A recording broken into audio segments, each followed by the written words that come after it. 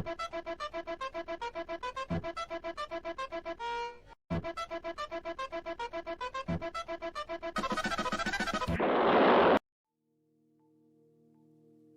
2011, students from a large urban university were selected by Dr. Russell T. Hurlburt for an experiment. The students were individually asked a set of questions relating to their awareness of self, or how they think on a subconscious level. The results were quite surprising, as only 26% or about a quarter of the students questioned had inner speech, or the experience of talking to themselves in their head. To be more specific, inner speech is vocalizing sentences to yourself in your mind as a way of thinking or being a self-narrator of things happening around you. It needs to be clear here that this is not simply a feeling like fear or happiness, but an actual vocalization in your head.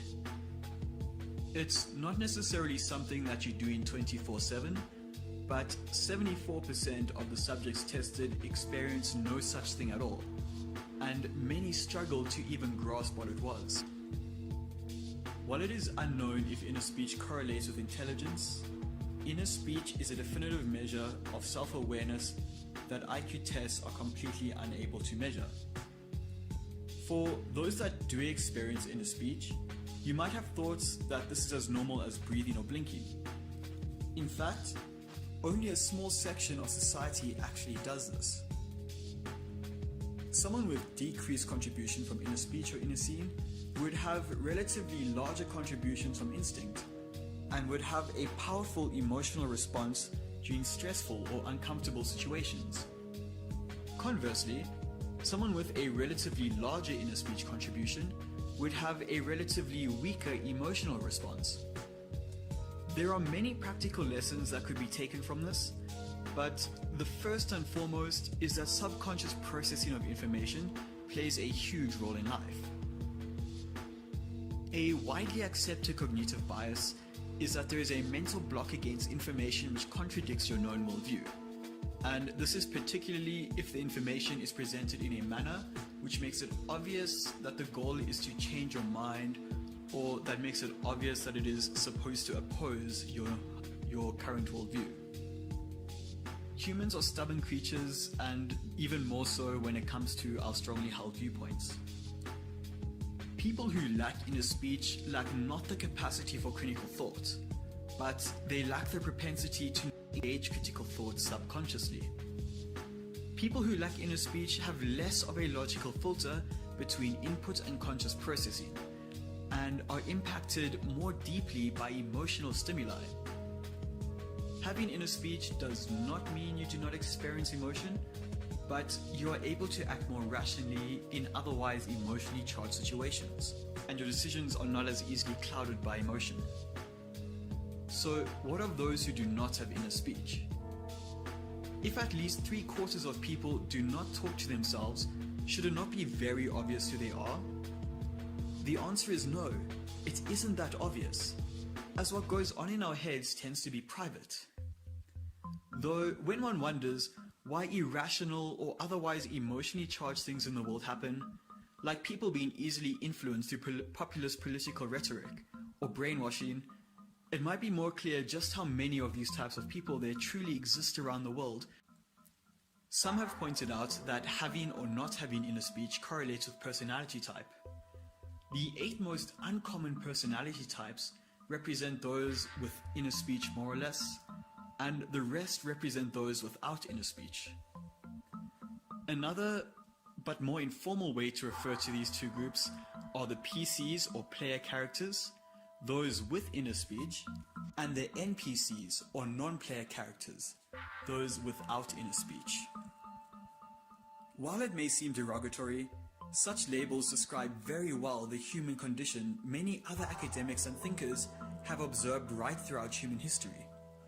That of the sheep-like masses versus a class of actors where an elite or intelligentsia can stem from.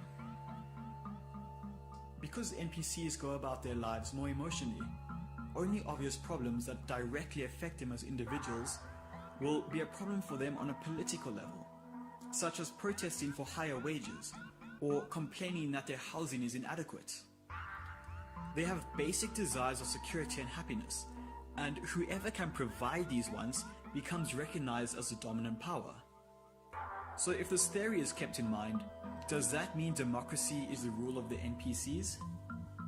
Most people aren't that vested or interested in politics at all, despite the fact that most people would say that who rules over them is a paramount issue in their lives, and they claim that they would oppose dictatorships. About 2/3 of people who can vote in democracies do not vote. Of those who do vote, many simply see it as civic duty, not because of any strong political convictions or activism outside of their immediate personal concerns, as previously stated. What of PCs though? It can be safely assumed that PCs or intelligentsia have concerns that go over and beyond issues that merely trigger personal emotional stimuli. Ideologies beyond social democracy or basic conservatism often invoke grand visions that seek to control or change the social order of the nation for their perceived greater good. On the other hand, the acting power holds control over NPCs through media and various institutions, including educational. NPCs conform to the laws and standards of a power that are reinforced through these institutions and media. NPCs may apply peer pressure to PCs to conform to these laws and standards. Should a PC fail to conform, they may be socially ostracized over things they might find trivial or disagree with, based on some type of higher ideal that seem to be alien to most NPCs. NPCs can also pursue higher ideals, but they are usually coerced into doing so, and they do not really understand or want to pursue them unless influenced to do so. Instead, after their initial needs are satisfied, they pursue more extravagant and decadent luxuries. PCs often pursue these ideals on their own accord, and the gratification they provide may seem non-existent, silly, or imaginary to most NPCs. PCs and NPCs are a natural order of any large group. Society has its leaders and followers. A nation of NPCs alone would lack direction or conviction for anything, while a nation of PCs would be constantly fragmented, if not kept in check by a large class of conformists, much in the style of the Isle of Cyprus in the book Brave New World by Aldous Huxley. Human society requires hierarchy in order to function properly. One may then draw the conclusion that in modern Western democracies, NPCs perpetuate the rule of moderate parties, which maintain the status quo, but that is not always the case. NPCs perpetuate the rule of any power that can make sure their needs are met. Moderate parties are only supported in times of relative prosperity.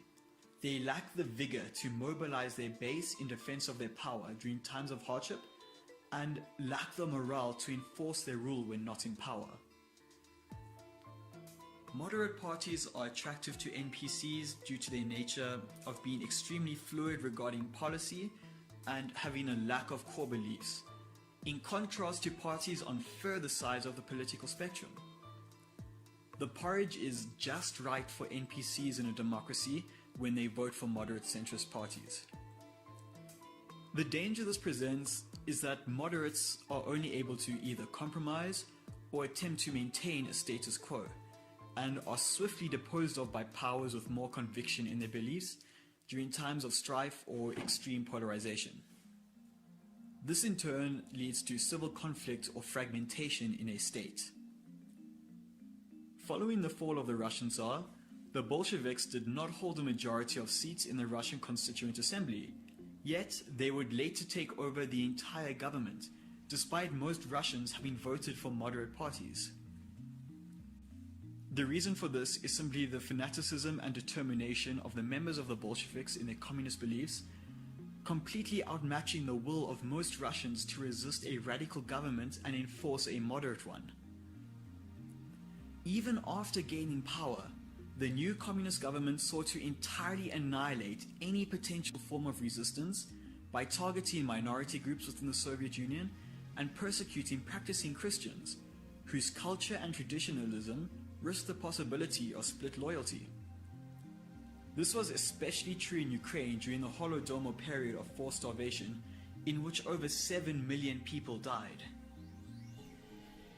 Only once the economic downturn of the late 80s occurred did most of the Soviet population, most of their NPCs, force the reform and the later collapse of the USSR. When NPCs are kept content and in check, however, there is no opposition, and erosion of other rights can occur freely without much resistance from the majority of the NPCs. Only among the PCs would the ruse be obvious. However, does this mean right-wing and left-wing radicals are all the same, while moderates are the ideal? This theory is called horseshoe theory. Horseshoe theory is the idea that, like a horseshoe, where the two ends meet, so do seemingly opposing political ideologies. Quote, "The opposing ideologies are in actual fact the same," unquote.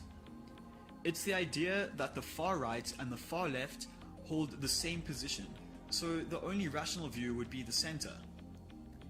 There are some problems with this idea, however. The middle path of moderates, however fluid and attractive for one with little interest in politics or with liberal views, is extremely susceptible to violent takeover by a radical and unwanted force. It is trying to appeal to everyone, and it is thus appealing to no one. Let's take, for example, the centrist Democratic Alliance Party of South Africa. The general public is unaware whether they support left-wing policies such as expropriation of farmland or affirmative action. The ambiguity is not a sign of careful consideration or open-mindedness. Rather, it's a sign of the indecisive nature of centrist parties and why they're easily abandoned during times of hardship, leading to immense civil conflict. But what of radical authoritarian ideologies like communism or fascism? Many tend to say that centrist parties might not be perfect, but they are surely better than such totalitarian ideologies. If one reads far-left literature, you will see that it falls high on the socialism, internationalism, and progressive and authoritarian scales. Compare this to something like capitalistically oriented fascism, which is actually different from classic fascism. Capitalistic fascism, for example, would be Pinochet's Chile in the 1970s, which was highly capitalistic, nationalist, traditionalist, and authoritarian.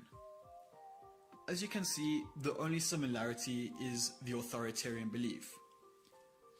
Politics isn't as cut and dry as a two-dimensional spectrum as many are led to believe. You're probably thinking to yourself, well, authoritarianism is bad and has always been horrible to live under. However, one is then discounting that for 99% of human history, submission to an absolute power has been a natural state of affairs for most people all around the world. If it were not so, NPCs would have risen up against these so-called oppressive systems long time ago. Instead, simply because their needs are tended to, they are content and not constantly in fear of being sent to some kind of prison due to speaking badly of their leader or leaders. All authoritarianism is, however, is realizing that the current liberal or democratic system, while seemingly benign, will not protect you from the other side. Authoritarianism, plainly and without a modern lens of morality, is simply being passionate enough to fight for your beliefs. Authoritarianism is also not limited to exclusive political institutions where the goal is to limit rights, but it can also be seen as a necessary mechanism in order to protect one's rights in response to forces seeking to eradicate your sovereignty. Examples in history such as rallying behind a leader in order to oppose an external force. So what of modern Western society? Today, most of the West adheres to the idea of the infallible democratic ideology. Note, the word ideology, not system. Democratic ideology is the strong belief in egalitarianism, which is near constantly and almost fanatically endorsed by the governing powers in the West, to the point where wars have been justified with the idea of enforcing democratic ideology.